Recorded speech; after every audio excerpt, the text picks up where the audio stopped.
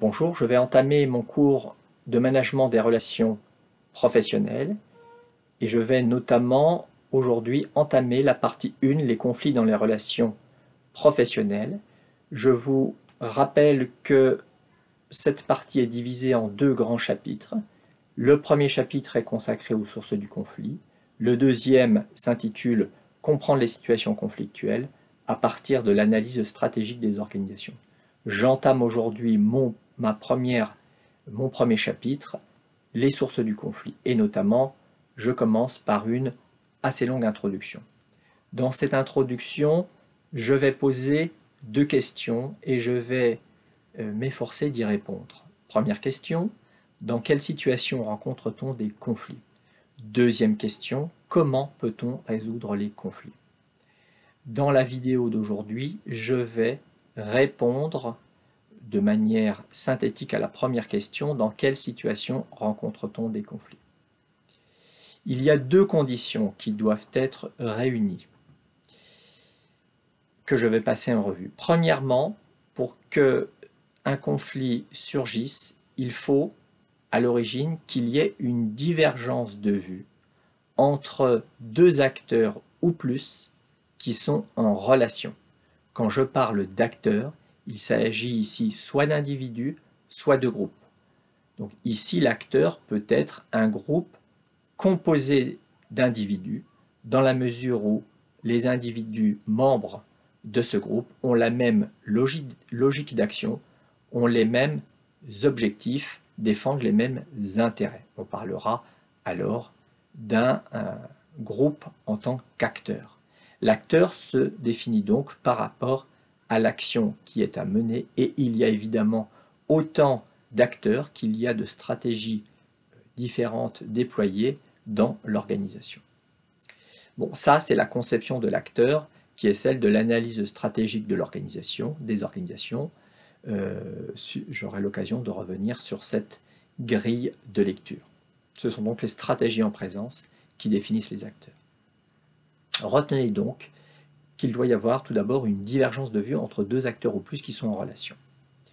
Deuxièmement, deuxième condition, les acteurs, pour qu'un conflit puisse naître, il faut que ces acteurs n'ont pas les mêmes, s'il y a conflit, ça veut dire que les acteurs n'ont pas les mêmes intérêts, n'ont pas les mêmes objectifs, ou n'ont pas les mêmes valeurs, ou n'ont pas les mêmes représentations, ou bien leur rôle ou leur statut sont contradictoires ou exclusifs l'un de l'autre. Autant de situations qui vont avoir tendance à générer un conflit. Prenons un exemple pour bien comprendre cette deuxième condition. Je vais prendre un exemple tiré des travaux de Claude Rivlin et Michel Berry, qui sont 2 chercheurs en sciences de gestion. Eux parlent de rationalité locale. Cela désigne en fait la même réalité. C'est quand 2 acteurs n'ont pas la même rationalité locale que peuvent surgir des conflits, des tensions. Prenons l'exemple suivant. Nous sommes dans une entreprise et nous allons nous intéresser à la relation qui existe entre le directeur financier et le directeur de la recherche et développement. Ces 2 acteurs, ces 2 cadres dirigeants, sont rationnels par rapport à la situation dans laquelle ils se trouvent et sont rationnels par rapport aux contraintes qui pèsent sur eux. Les rationalités sont en fait ici locales. Alors expliquons. Le directeur de la recherche et développement, lui, il est dans une logique d'innovation à moyen et à long terme.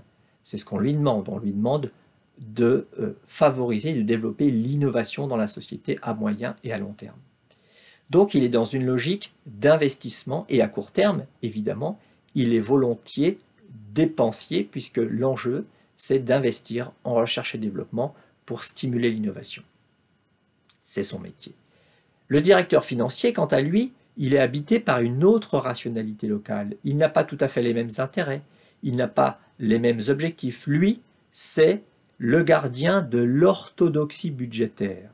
Il est là pour contrôler les coûts. à court terme notamment. Donc sa logique d'action n'est pas la même, son horizon temporel n'est pas forcément le même. On voit que ces deux acteurs n'ont pas la même rationalité locale, n'ont pas les mêmes logiques d'action et leurs stratégies peuvent diverger, voire peuvent être antagonistes l'une de l'autre. On voit donc que dans une organisation, il n'y a pas de rationalité universelle pour Rivlin et Berry. L'organisation, c'est nécessairement une somme de rationalités locales, ce qui peut bien évidemment générer des conflits. Donc retenez concernant cette première question, dans quelle situation rencontre-t-on des conflits? Retenez ces deux conditions qui sont susceptibles de favoriser, de générer les conflits dans les organisations. Dans la prochaine vidéo, je répondrai à ma deuxième question de cette introduction, comment peut-on résoudre les conflits? Au revoir.